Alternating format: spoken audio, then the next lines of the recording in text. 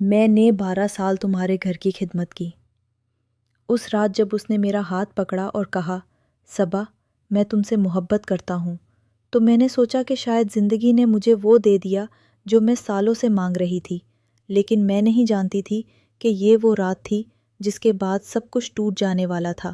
میرا نام صبا ہے اور یہ کہانی میری 12 سالوں کی زندگی کی کہانی ہے، جو میں نے ایک ایسی چھت کے نیچے گزاری جہاں کبھی میرا اپنا کوئی نہیں تھا۔ شادی کے پہلے دن ہی مجھے اندازہ ہو گیا تھا۔ جب میں ڈولی سے اتری تو ساس نے مجھے گلے نہیں لگایا، صرف ایک نظر دیکھا، اوپر سے نیچے، اور اندر چلی گئی، جیسے کوئی چیز خرید کے گھر لایا ہو اور اب اس کی کوالٹی چیک کر رہا ہو۔ وقار، میرا شوہر، اس وقت میرے پاس کھڑا تھا۔ اس نے میری طرف دیکھا، میری آنکھوں میں کچھ تھا، ڈر، امید، یا شاید دونوں۔ اس نے دھیرے سے میرا ہاتھ دبایا اور کہا، گھبراؤ نہیں، سب ٹھیک ہو جائے گا، اور میں نے اس ایک جملے پر اپنی پوری زندگی لگا دی۔ پہلے سال میں نے سوچا کہ ساس کا رویہ وقت کے ساتھ بڑھ لے گا۔ دوسرے سال میں نے سوچا کہ شاید میں ہی کچھ غلط کر رہی ہوں۔ تیسرے سال میں نے سوچا، کرنا بند کر دیا، بس کام کرنا شروع کر دیا۔ صبح 5 بجے اٹھنا، گھر کے سبھی کے لیے ناشتہ بنانا، کپڑے دھونا، ساس کے پاؤں دبانا، ناند کی فرمائشیں پوری کرنا، رات کو آخری بار سو جانا۔ یہ میری روٹین تھی، ہر روز، ہر سال۔ وقار آفس جاتا تھا، واپس آتا تھا، کھانا کھاتا تھا، سو جاتا تھا۔ کبھی کبھی رات کو وہ میرے پاس بیٹھتا تھا، مجھ سے پوچھتا تھا، کوئی تکلیف تو نہیں؟ میں کہتی، نہیں۔ وہ کہتا، ٹھیک ہے۔ اور یہی ہماری محبت تھی، 2 لفظوں میں سمٹ گئی تھی۔ میں چاہتی تھی کہ وہ پوچھے کہ میں سچ میں ٹھیک ہوں یا نہیں۔ میں چاہتی تھی کہ وہ دیکھے کہ اس کی اماں مجھے کیسے دیکھتی ہے۔ میں چاہتی تھی کہ ایک بار، صرف ایک بار، وہ میری طرف کھڑا ہو جائے، لیکن وہ کبھی نہیں کھڑا ہوا۔ 5ویں سال ایک ایسا واقعہ ہوا جو آج تک نہیں بھولتی۔ نند کی شادی تھی، گھر میں مہمان تھے۔ میں دن رات کام کر رہی تھی۔ ایک رات اتنی تھک گئی کہ ہاتھ کانپنے لگے۔ برتن دھوتے دھوتے آنکھوں کے آگے اندھیرا آیا اور میں وہاں بیٹھ گئی۔ ساس نے دیکھا۔ میں نے سوچا کہ شاید آج کوئی نرم لفظ سننے کو ملیں گے۔ ساس نے کہا، اٹھو، ابھی کام باقی ہے، شادی کے گھر میں آرام نہیں ہوتا۔ میں اٹھ گئی، چپ چاپ۔ 7 سال بعد ایک رات وقار نے مجھے چھت پر بلایا۔ ستارے تھے، ٹھنڈی ہوا تھی۔ وہ میرے پاس آ کے بیٹھا، کچھ دیر خاموشی رہی، پھر اس نے کہا، صبا میں جانتا ہوں کہ تمہاری زندگی یہاں مشکل رہی ہے۔ میں نے کچھ نہیں کہا۔ میں نے بہت بار دیکھا، بہت بار سوچتا رہا، لیکن میں کچھ نہیں کر سکا۔ یہ میری کمزوری تھی۔ آنکھ بھر آئی میری۔ آج میں پرومس کرتا ہوں کہ اب سب بدلے گا۔ میں نے پوچھا، کیوں آج؟ 7 سال بعد کیوں؟ وہ چپ رہا، پھر بولا، کیونکہ آج میں نے تمہیں روتے دیکھا اور میں برداشت نہیں کر سکا۔ اس رات پہلی بار میں نے اپنے شوہر کا کندھا چوم کے رویا، اور پہلی بار اس نے مجھے روکنے کی کوشش نہیں کی، بس ہاتھ تھمتا رہا۔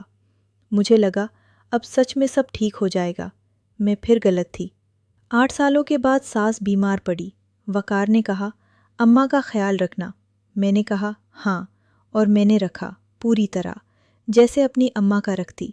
دوائی وقت پر دینا، رات کو اٹھنا، ہاتھ پاؤں دبانا، کھانا اپنے ہاتھ سے کھلانا۔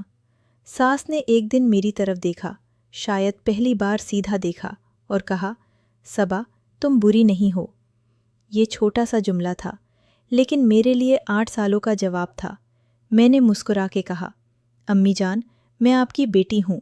ان کی آنکھوں میں کچھ بھنگا، انہوں نے میرا ہاتھ تھما، اور پھر آئی وہ رات 12 سال بعد جو سب بدل گئی۔ نند واپس آئی تھی اپنے شوہر کے ساتھ۔ گھر میں ایک بار پھر مہمان تھے، اور ایک بار پھر میں اکیلی سب سنبھال رہی تھی۔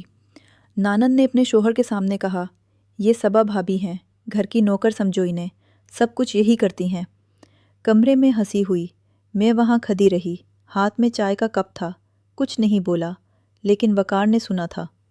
رات کو جب سب سو گئے، وقار میرے کمرے میں آیا، چہرہ لال تھا، آنکھوں میں آگ تھی۔ اس نے کہا، صبا میں نے آج جو سنا، مجھے معافی مانگو۔ میں نے کہا، تمہارا کوئی قصور نہیں ہے۔ اس نے کہا، 12 سال سے ہے، میں نے تم پر ظلم ہوتے دیکھا اور آنکھیں بند رکھی، یہ میرا قصور ہے۔ میں رونی نہیں، پتہ نہیں کیوں۔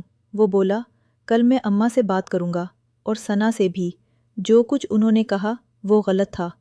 وقار، میں نے کہا، نہیں صبا، بہت ہو گیا، تم نے 12 سال اس گھر کی خدمت کی، اب میری باری ہے۔ اگلی صبح وہ بات ہوا جو میں نے کبھی ایکسپیکٹ نہیں کیا تھا۔ ننت نے ناشتے کی میز پر پھر کچھ کہا، میں کے بارے میں، ایک اور تانا، ایک اور چھوٹی سی بات جو سیدھا دل میں لگتی ہے۔ لیکن اس بار وقار وہاں تھا۔ اس نے کپ میز پر رکھا، سیدھا نانت کی طرف مڑا اور بولا، سینا، یہ آخری بار ہے۔ صبا اس گھر کی بہو ہے، میری بیوی ہے، اور جو عزت تمہارے شوہر کو ملتی ہے وہی عزت صبا کو بھی ملے گی۔ اگر یہ نہیں ہو سکتا تو… نانت نے بیچ میں کہا، بھائی تم… سینا۔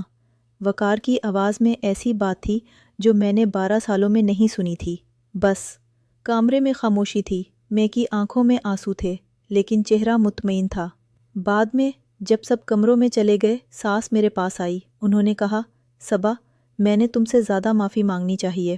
میں نے کہا، امی جان، نہیں۔ انہوں نے کہا، سنو مجھے، میں نے تمہیں اس گھر میں آنے کے پہلے دن سے قبول نہیں کیا، میں غلط تھی۔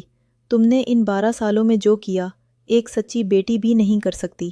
خاموشی۔ اور آج جب وقار نے تمہارے لیے آواز اٹھائی، مجھے پہلی بار لگا کہ میں نے اس لڑکے کو صحیح پرورش دی۔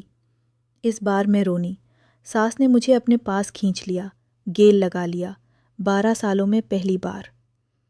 وہ رات، نانت کے گھر واپس جانے کی رات، وقار چھت پر تھا، میں بھی گئی۔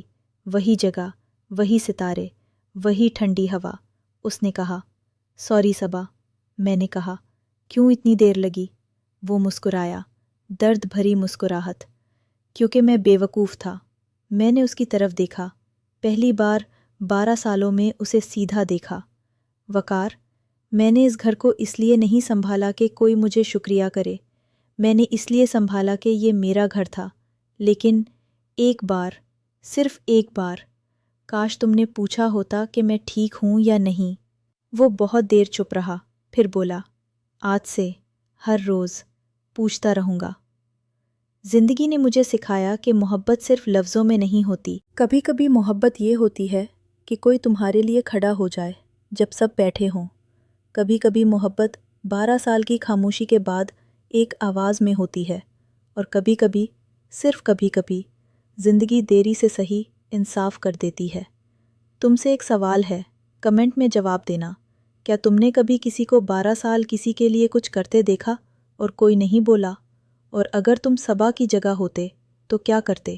چینل سبسکرائب کرو، اگلی کہانی اور بھی گہرا درد لے آئے گی۔